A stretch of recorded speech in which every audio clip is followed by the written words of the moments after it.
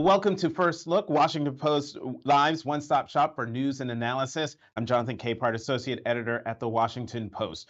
The torch has been passed on Capitol Hill. A new generation of Democratic House leaders were elected, and in the process, history was made with the elevation of the first Black lawmaker to lead either party in Congress. Joining me now to discuss this and other happenings on the Hill, Mariana Sotomayor, congressional reporter for the Washington Post. Mariana, welcome back to First Look. Thanks for having me back. So the new leader of the House Democratic Caucus is Congressman Hakeem Jeffries of New York City. Here's what he said shortly after winning his leadership election. Listen. We look forward to finding opportunities to partner with the other side of the aisle and work with them whenever possible, but we will also push back against extremism whenever necessary. So, Mariana, let's talk about the first half of what he said in that statement. How likely is it that Leader Jeffries and the Democrats will be able to work with the incoming Republican majority? That's something that I have been reporting on, both on the Democratic side, that willingness, and also the Republican side. There is admission now publicly by Republicans that given their margins are so close, it could end up 4 or 5 seats. They are going to need Democrats to pass these big pieces of legislation, like funding the government, the debt ceiling, things that have a deadline and have really grave consequences if Congress doesn't address them. But, you do hear from some Republicans as well as some Democrats that you can actually find some compromises on some issues, probably not the most politically debated ones like immigration. That is something that both parties acknowledge is going to be pretty tough. But it's interesting, Jeffries and a number of other Democrats, when you ask them, hey, do you have a relationship with Kevin McCarthy, who may or may not become speaker? I'm sure we can chat a little bit about his prospects there. They say, I talk a lot more with Steve Scalise, who is the number 2 Republican. But Jeffries has actually told us I'm leaving the door open to working with McCarthy for the good of the American people. So there is that willingness, but Democrats really driving home that if, any Republicans who are extremists in their point of view put forward any extreme legislation, don't count on Democrats for help. I was going to ask you about the relationship between Jeffries and McCarthy, but you touched on it. So let's talk about how Leader Jeffries will differ from Speaker Pelosi.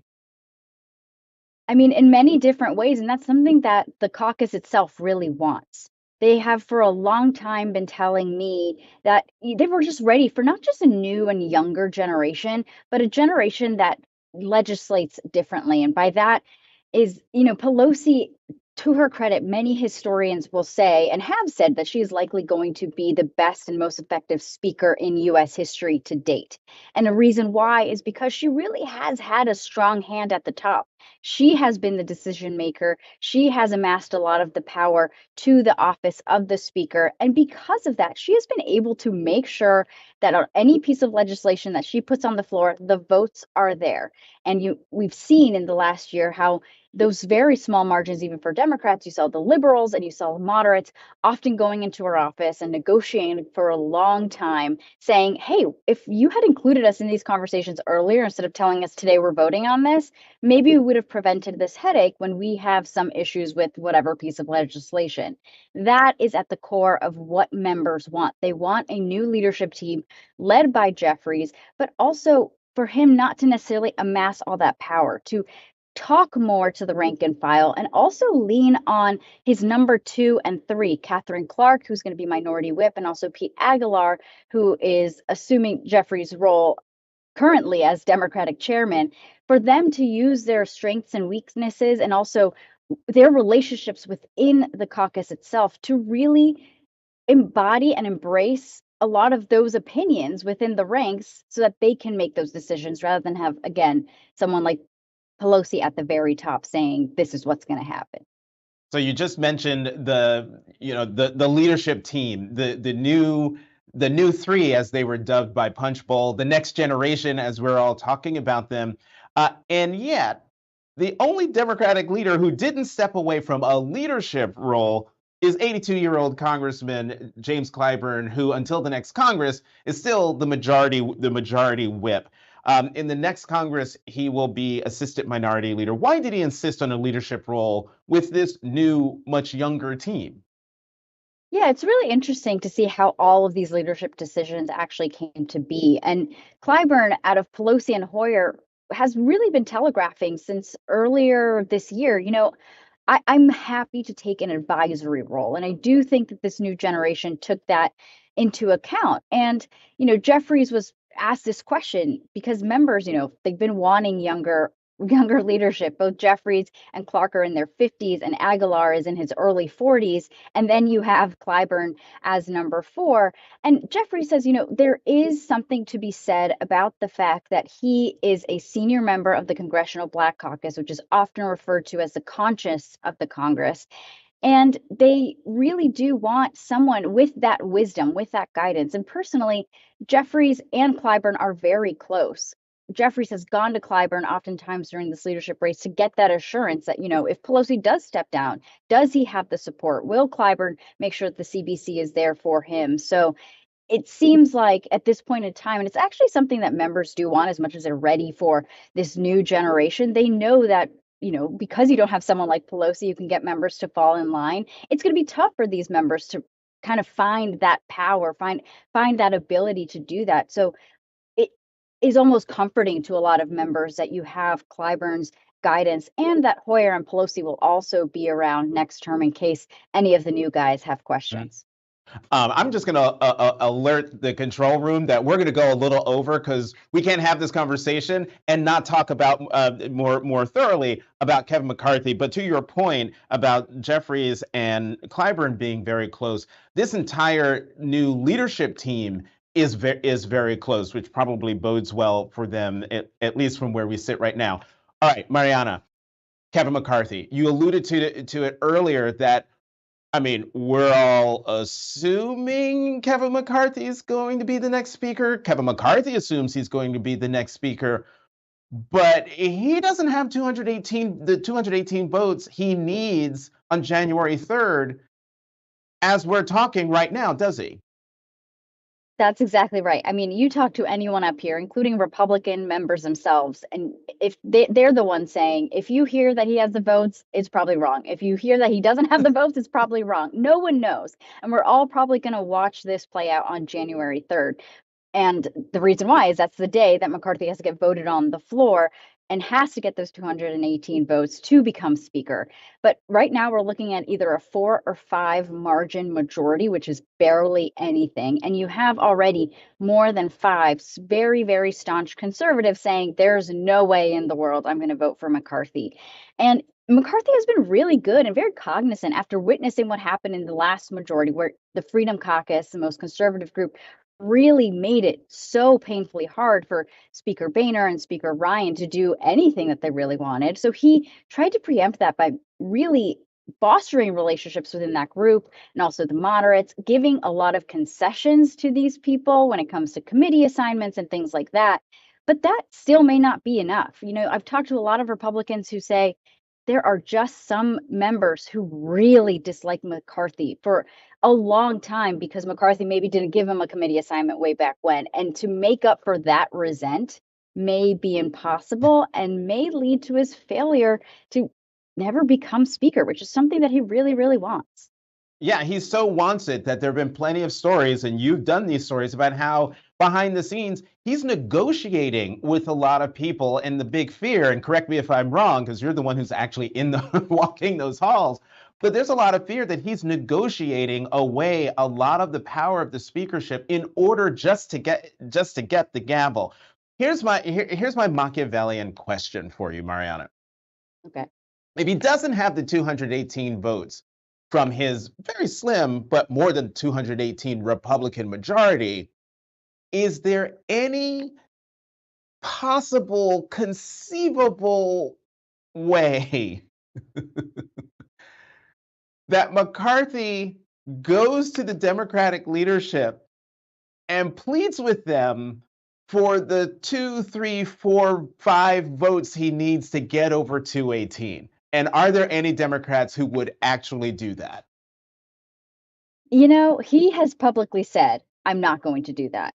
And I don't think that there are Democrats who would be willing to do that after January 6th. As much as there are bipartisan Democrats, they really, really, and McCarthy did have relationships with Democrats, but I've talked to them, those people, and they're like, I can't look this guy in the face anymore after January 6th. So I don't think you have that Democratic support. But I mean, I've talked to some Republicans even this week who have been in the room with McCarthy trying to figure out the math.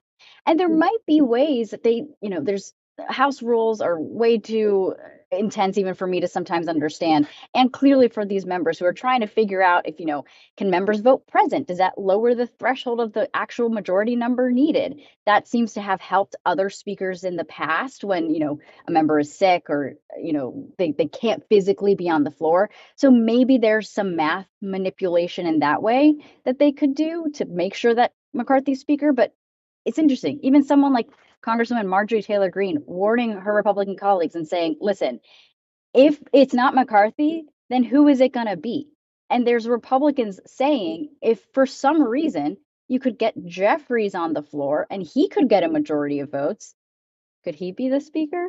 Probably not going to happen. But Republicans are literally worried about that. They are worried about that. See, I mean, everyone who's watching, trust me, this speaker drama on the Republican side is worth every moment of your time to pay attention to, because we don't know what's going to happen, and that's what makes it so interesting. Mariana Sotomayor, a congressional reporter for the Washington Post, as always, thank you for coming to First Look and staying a little extra overtime. Have a good weekend. Of course, this was fun. Happy to talk about it anytime. All right, have a good weekend. We're going to keep this conversation going with the Opinions Roundtable in just a moment. Let's go to the opinion side of the Washington Post, where we will find Washington Post associate editor and columnist Eugene Robinson and Washington Post columnist Jennifer Rubin. Jennifer, welcome back to First Look. Nice to be here. Jonathan, good to be here. So I want to keep talking about the leadership races on Capitol Hill. We'll get to these interesting new job creation numbers and the unemployment rate in a moment. But let's pick up where I left off with Mariana, and that is the drama over whether Kevin McCarthy is actually going to get the speaker's gavel. Jennifer, I mean, the fact that there are at least 8 House Freedom Caucus members who have said, I'm not voting for Kevin McCarthy under any circumstances, that means at this point right now, he's dead in the water when it comes to being speaker, no? Yes, and the question is, what's he going to give up to these people to get it? And for a week or so now, you've heard him throw out all of these things. He's going to put Marjorie Taylor Greene back on committees. He's going to kick off Adam Schiff, so Adam Schiff isn't on the Intelligence Committee. All of these are bids to keep his far right in his corner. And it just goes to the fact that he is already, if he's going to be the speaker, the weakest speaker we've had in quite some time. And if he isn't, what kind of disarray are the Republicans going to be in with this very slim vote margin? Gene, what do you think, especially this idea, and I know it's fanciful, I can't imagine any Democrat lending a vote in order to push Kevin McCarthy over the top so that he gets the gavel. But, ever since the last presidency, I've kept my imagination wide open. Yeah, and you ought to keep your imagination wide open, because I don't think we know how this is going to play out. I remember, I think it was the last time Republicans took the majority away from Nancy Pelosi, and they were having some trouble, as usual, figuring, with the Freedom Caucus and this and that. I remember a conversation with Pelosi and sort of asking, so is it possible that you would have more votes in this, under this Republican majority to become speaker? And she just waved that off and said, no, they won the majority. It should be a Republican speaker. She didn't. There was no next sentence, so I don't know if that meant we would vote president, or I would get enough people to vote president, or I would, or something. But but that was Pelosi, and so that was a different time. That was before January 6th. So who knows? It is hard for me to imagine Democrats helping Republicans get themselves organized. Right. That actually was a good point, and I can't believe I didn't even think of that the idea of Democrats helping Republicans, especially after January 6th, is fanciful on my part. So on Tuesday, there's going to be a runoff in Georgia. Herschel Walker, the Republican, Reverend Senator Raphael Warnock, the incumbent senator, who is in still an uncomfortably close race with someone who is, by all measures, unqualified to be in this race, and yet it is close. Jennifer, what's going on? This is the state of our politics these days, that people are so tribalistic that they will vote for someone abjectly unqualified and who has become sort of a punchline rather than vote for the other party. But I think what you're going to see is that Republicans who kind of held their noses and voted for Walker because they thought during the general election that there was some chance the Republican Party would get the majority, no longer have that incentive to turn out. So they may not want to vote for Warnock, but by the same token, they may not bother to show up at the polls.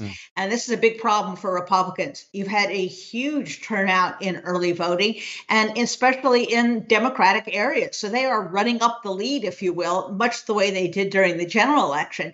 But if Republicans are not motivated to get out, and it seems every day there are more scandals and more women who come forward to accuse Walker of something, he's going to lose. And I think at this point, Warnock is probably the favorite. He also brought in the big gun yesterday to have Barack Obama there, who was in fine form. He has a way of very cleverly needling Walker without appearing to be mean or demeaning. But he got his point across. This guy can grow up to be anything he wants, he says, except for senator. Gene, where we come from, that is the brilliance of shade. It's shade. Polite, but next thing you know, your arm's lopped off and your head falls off because you've been sliced and diced in the nicest possible way. Your view of the Georgia Senate runoff? Well, first of all, yes, President Obama can throw some shade. Okay, he absolutely can. So I think Jen's analysis is basically right. I mean, it is all about turnout at this point. Because I don't think there are any undecided voters left in Georgia, except maybe, as Jen said, a few Republicans who are like, should I hold my nose and vote for the Republican or not?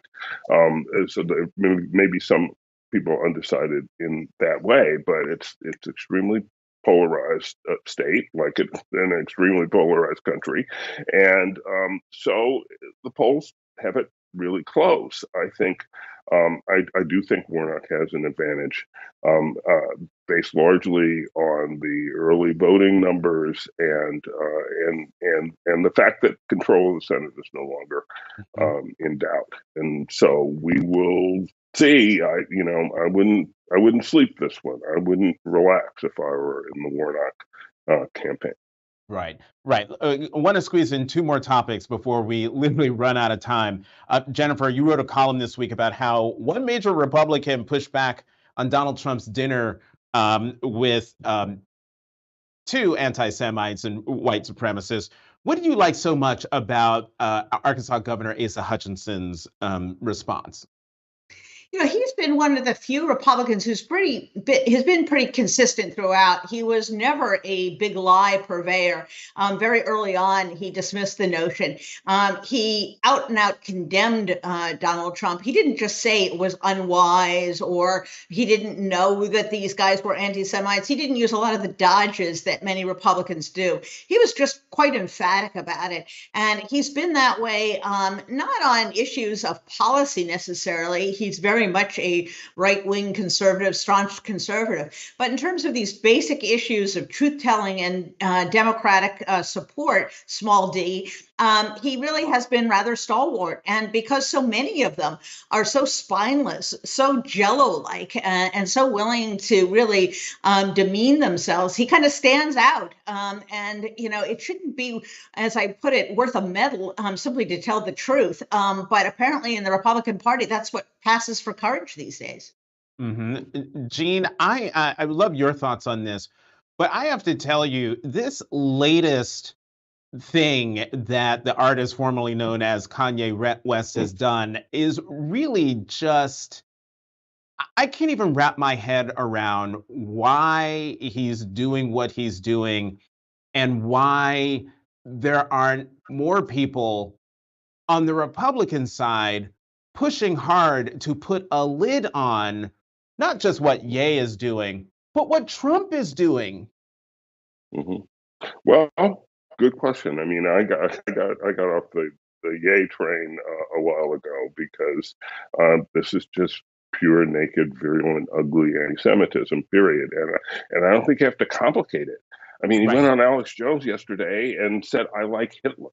He tweeted a swastika and got himself banned from Twitter. I mean, this is just yes, this is crazy stuff, and you can ask whether he's on his, off his meds, obviously, or not, or whatever. But this is just plain hideous, and should be called out for what it is. And the fact that that the former president still pals around with him and his white supremacist buddy says a lot about Donald Trump and the fact that the party, except for Asa Hutchinson and a few others, won't say a peep about it, says a lot about the Republican Party. I mean, they're you roll around with pigs and you get dirty.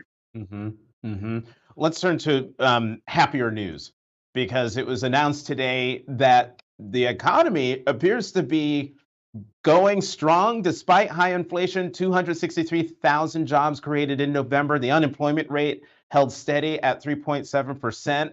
And then we've heard earlier this week that the GDP grew almost 3%, which is better than the original forecast. So, Gene, I'm going to come to you with this first. I want you both to talk about this. Should we still be concerned about a recession coming in 2023? I wondered if we would get to this topic. So I was on Twitter looking, and great economists that I follow and really respect, who had completely opposite views on whether this was great news or terrible news in terms of the economy, and some people worry that this number indicates we're going to have a continued inflation problem. What I'm starting to wonder is whether we're actually having what everybody said was so improbable, which is the soft landing. It looks like without going through a deep recession, we can maybe get this inflation beast under control, and we shall see. But numbers look good to me. Mm-hmm. And Jennifer, to add to the good news, the rail strike that was looming has been averted. Your view on this incredible economy that we seem to be living in? Yeah, we're so accustomed to finding bad news and the rainy cloud inside the silver lining that I think when good news comes, we're sometimes hesitant to acknowledge it. But you're exactly right. Had that rail strike gone forward, we would have seen hundreds of thousands of people thrown out of work, and the goods that people are counting on to be in the stores for the holiday season would have been delayed or interrupted entirely.